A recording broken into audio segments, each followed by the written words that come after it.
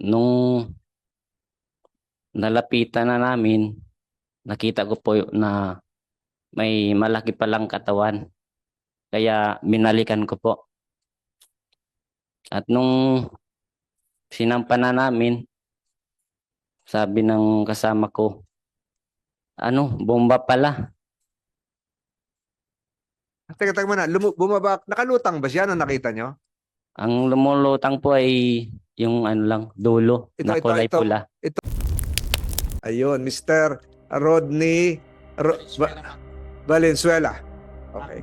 Mr. Valenzuela, Diyos maray na aga. December 30 po, 30. alas 6 ng umaga. Mag-deliver po kami ng isda papuntang San Pascual, bayan ng San Pascual. Nadaanan po namin yung kala ko po ay buya-buya lang na ginagamit ng mga mangingisda bilang tanda.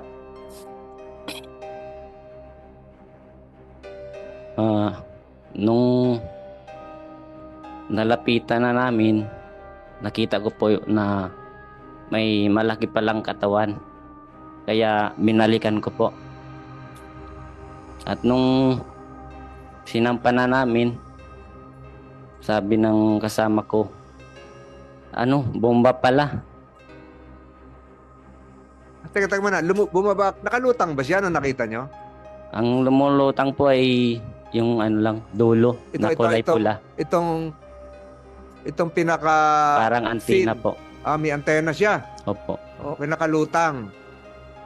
Okay, tapos? Yun, napasampa na po namin. Diretso po kami ng bayan ng San Pascual. Pinapihan nyo ng bangka nyo. Buti nagkasya sa bangka nyo. Kasya po kasi medyo malaki naman bangka at saka hindi naman po ganong kabigatan. Pero ang mga ilang kilo sa tingin mo? Siguro nasa mahigit 100 siguro. 100 kilo. So mga 4 na banyerang isda yun. So sinampa nyo, wala kayong kargang isda, balik kayo sa Dalampasigan, sa San Pascual. Dalawa lang kayo, sir? Bali 3 po kami. 3. Yung pangatlo ay si Ginoong? Si Jeric Arojado. Hindi kasama ngayon dito, no? So pinagtulungan nyo, hindi kayo natakot nun?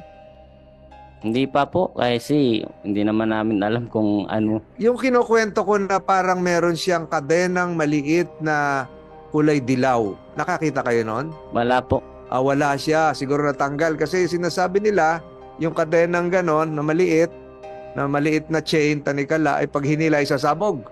Hindi kayo nangambang ganon? Wala po. Anong unang sa isip nyo? Iuwi itong ganito? Yung nasa isip ko po, parang buya-buya lang o parang wala lang sa amin kung ano ito. Ano yung marka na nakita nyo? HY119. HY119. Ayun. Merong mga markings na kung anong hindi nyo maintindihan na letra? Wala po. Wala. Okay. So wala kayo narinig na ugong? Walang ganon? Wala po. So binuhat niya lang. Ganong kalayo sa bayan ng San Pascual yung pinagkakitaan? Estimate ko lang po siguro mga 1 milya siguro.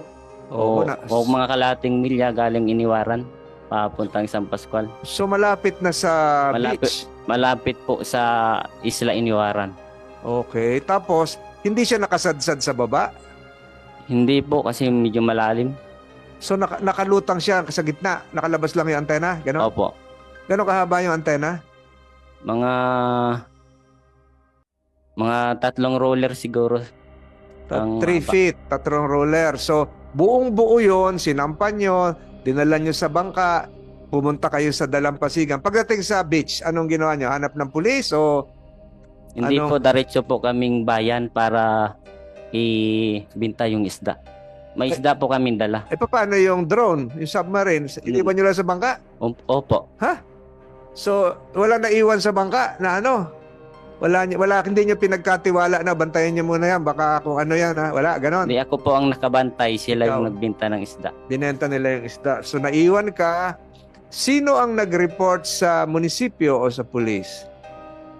Itong dalawa kong kasama, inutusan ko. Okay. Pero bumalik po sila na walang kasama kasi sabi nila, nahiya daw sila.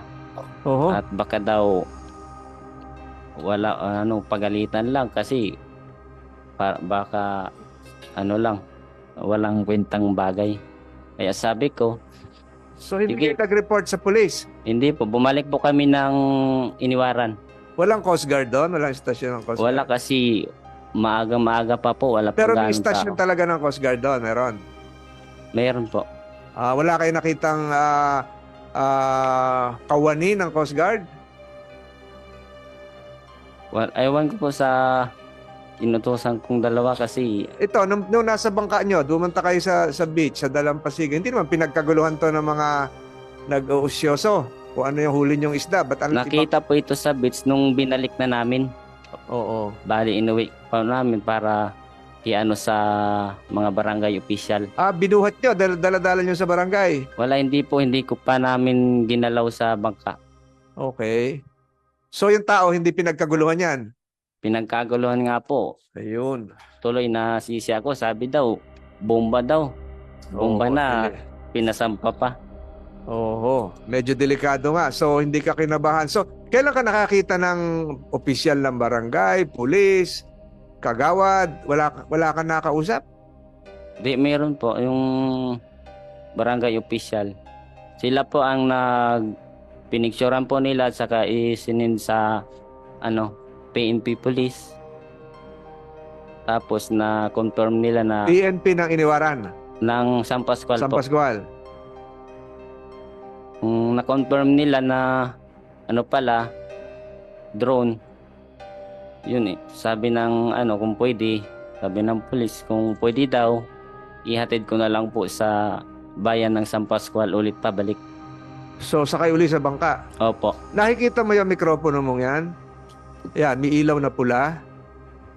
Yan, may ilaw na pula yung mikropono. May ilaw di ba ang pula yon? Yung drone, nung nakita niyo? Wala po. Na. Ayun. So, binalik niyo uli sa bangka. Balik uli kayo ng San Pascual. Opo. Pinabalik ng pulis. Hindi kayo tinulungan ng pulis na buhatin yan? Hindi tinulungan po kami. Sa patrol. Sinakay. Nakapunta na kayo sa bayan, sakay uli sa patrol, balik uli sa bangka, punta na San Pascual from Iniwaran. So, punta na tayo ng San Pascual. Sino naman ngayon nakaharap niyo sa San Pascual? Kayo ulit tatlo, no? Di bali, dalawa lang po kami na magkasama na itong si Arojado. Yung Sama ko. wala dito, nagbenta ng isda yung isa. So, balik kayo sa San Pascual. Saan naman kayo nagpunta? Sa istasyon po ng pulis. Okay. Sino nakaharap niyo doon? Nandito yung hepe ng pulis ng San Pascual. Opo, Ayun, si Major Albania. Siya nakaharap mo. Opo. Anong sabi mo sa kanya? Turnover nyo na to. Sabi ko, sir, daw ay may nakita kaming alam na pala niya kasi Tinawag na. tinawag na ng barangay official.